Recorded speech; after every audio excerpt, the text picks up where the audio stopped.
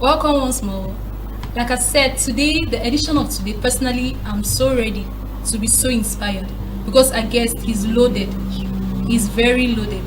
And he is no other person. Actually, we're very honored to introduce him. Mr. Ambassador Merlin. Welcome, sir.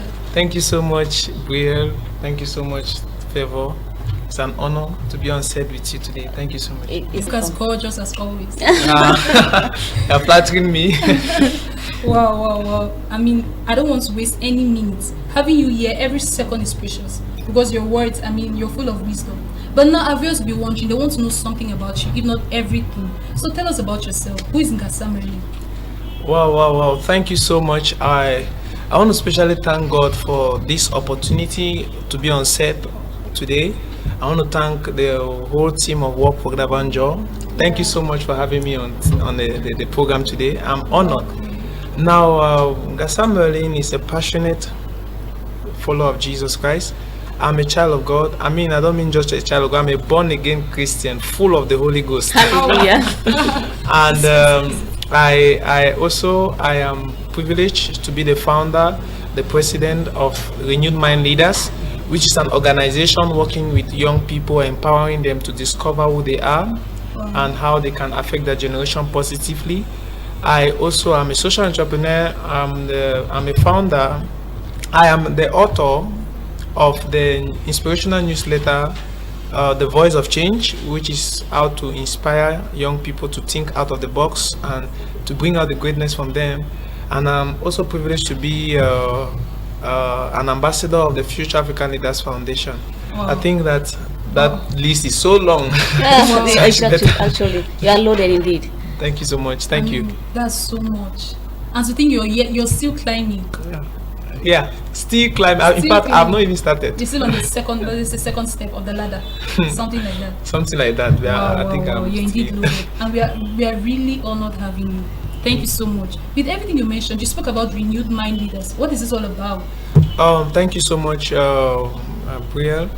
The Renewed Mind Leaders is a vision that was given to me by God, and the vision is an organization. It's a non-governmental and a political organization, which is out to raising a generation of purpose-driven young leaders who have a strong sense of integrity and character, demonstrating visionary leadership.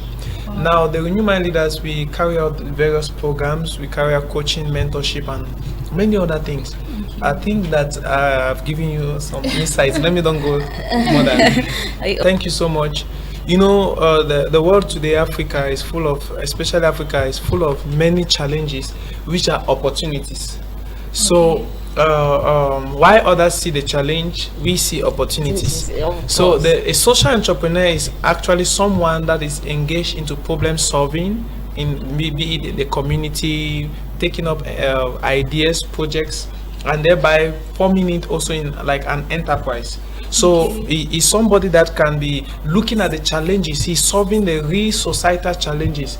He's somebody that wants to effect a change in his community, in his world, like somebody that sees a problem and sees an opportunity in the problem. Yes, or like a problem solver. Oh, somebody that wants to effect a change. That's what I call. So what are some of these changes that you've effected so far?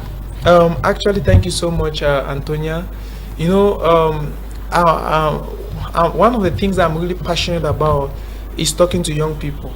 Wow. I am really passionate about talking to young people because, you know, our world is full of, like Africa, we have more than 60% of the population of Africa, which is made up of young people.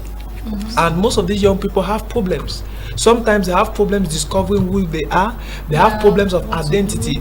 Who really am I? You know, your father is saying that you are this. The church is saying that you are this. The environment is saying that you are this. Your friends are saying that you are this. You know, so some young people, they really find it a problem identifying who they are.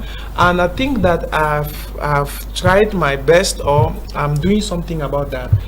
Helping young people to discover who they really are, to discover their identity, to discover the greatness and the treasure that they have inside them, to discover their purpose, their voice in the midst of noise. Wow. So I think that I'm already doing something, and I'm also carrying out community projects, which is about, you know, going to orphanages, communities. So I think that I'm already doing something about effecting a change. And I remember our university branch of our organization. We have a branch in the University of Boya. We call them ambassadors of change. Wow, ambassadors of change. Yeah, so these are people who want to effect change in their sphere of influence. I think that explains why a lot of people call you ambassador. Actually. Yes, in as much as I'm Ambassador Merlin, many people call me Ambassador Merlin. Okay. The reason why they call me Ambassador Merlin is not a title. Ambassador Merlin is not a title. Some people can think that it's a title, but everyone in our organization, we call ourselves ambassadors. Wow. So we call Ambassador Peggy, Ambassador Christian, Ambassador Gratitude. Future African Leaders Foundation. Say you're an ambassador of that. What organization is that? Okay, thank you so much. The Future African Leaders Foundation, it is an organization under the Chris Oyakilome Foundation. It is based with headquarters in Lagos, Nigeria, and the purpose, the vision of the Future African Leaders Foundation is to identify young people all around Africa who are demonstrating exemplary leadership.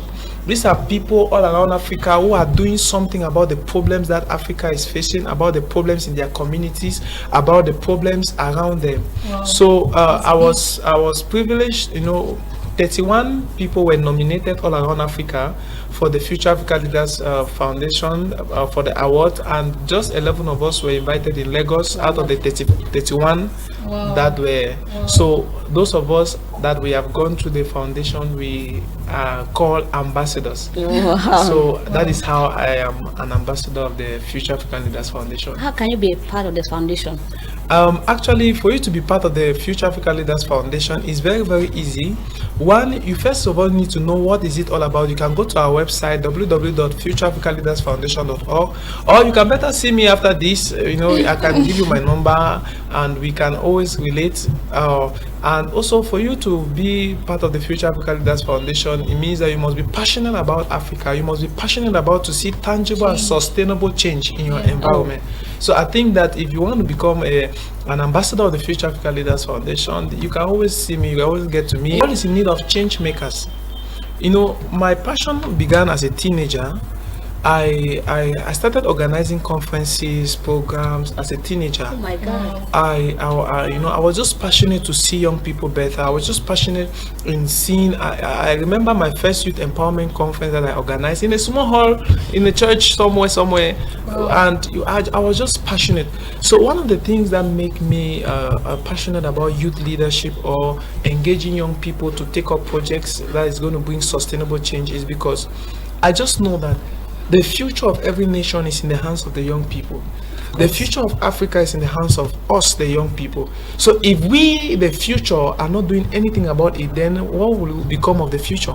Wow. So I think that I want to see an Africa that is ruled by men who think differently. Yeah. Youth, I want to see youth arise from everywhere. One of my role models is David. He was just a teenager by the time when he came up. The Bible character. Yes, David in the Bible, please, not other David. I was already thinking of the David maybe talking about. Yeah, he came out as a teenager to face Goliath. I think that young people have a lot to do, and we can contribute a lot in the transformation of our society. Wow. Thank you so much. Okay, it's already getting very, very interesting. I think the little we've had so far, you can now figure out where you are and the things, your questions, just prepare everything. You can always reach us through our various social network platforms. But for now, we're going to go on a very short break. We'll be right back and you get more from our beautiful guests. Thank you.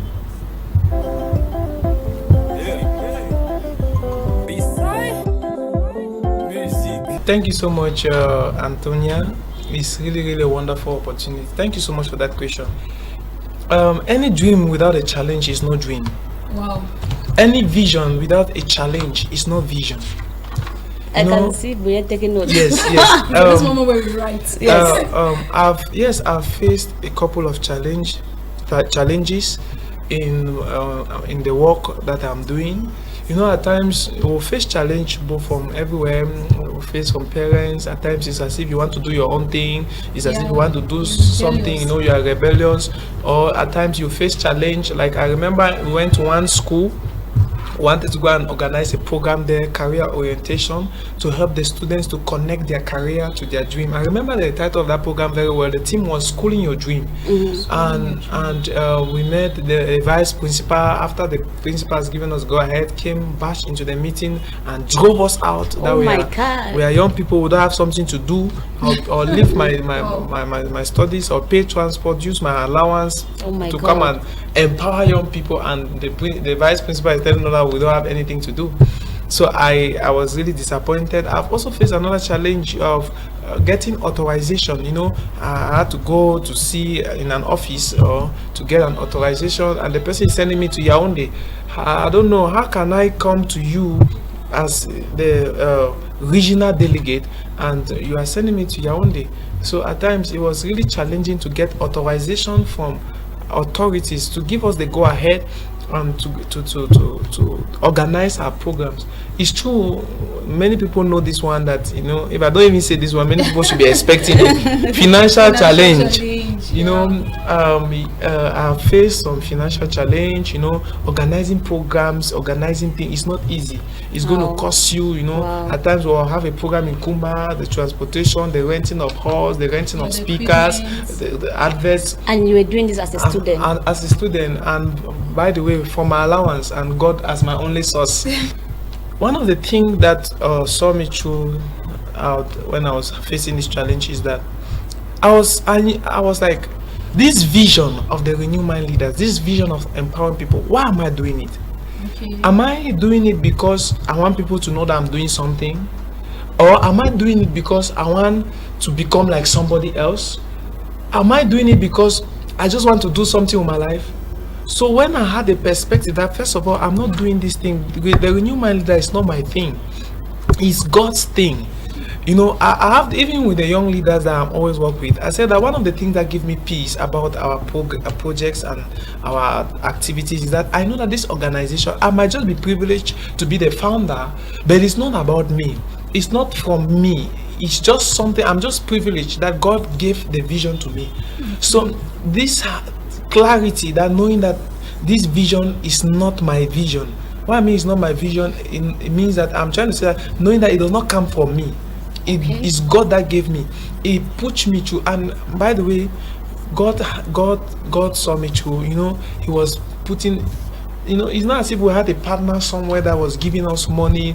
You know, at times, I remember one time when I wrote the vision of the Renew Mind leaders, a principal, when he saw it, he asked me that, who sent me? I don't believe that was coming from you. Yes, that who gave you this paper? I said, sir, it is the paper of the organization what we are trying to do. He said, who wrote it for you? I said, sir, nobody. It's just me and God that. Nice. So many people, they thought when they see what we do, they think that maybe we are working under somebody. We are working under God alone and no man.